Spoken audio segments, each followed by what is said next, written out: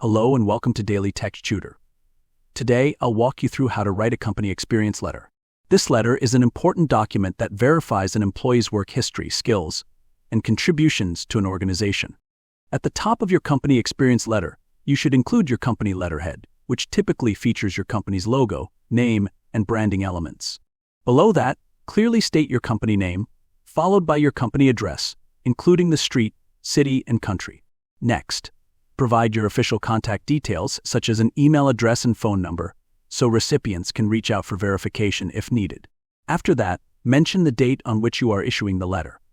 The letter should then begin with "to whom it may concern," a standard salutation used when addressing an unspecified recipient. After that, write, "This is to certify that employee's full name was employed with company name as a job title from start date to end date. During their tenure, they demonstrated exceptional professionalism, dedication, and expertise in their field. Their key responsibilities included mention key tasks, and they consistently contributed to the company's success through their hard work and commitment. We highly appreciate employees' name for their contributions to our organization and wish them success in their future endeavors." This letter is issued upon their request for any reference purposes. Sincerely, your name, your designation, company name. Here's our sample company experience letter.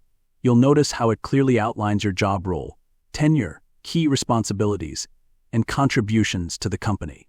The letter also highlights important details such as your skills, achievements, and overall performance during your employment.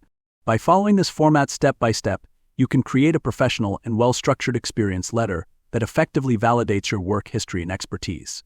This letter serves as an official record of your employment and can be useful for future job applications or career advancements. And with that, I end this video. If you found it helpful, give a thumbs up and subscribe for more tips on writing professional documents.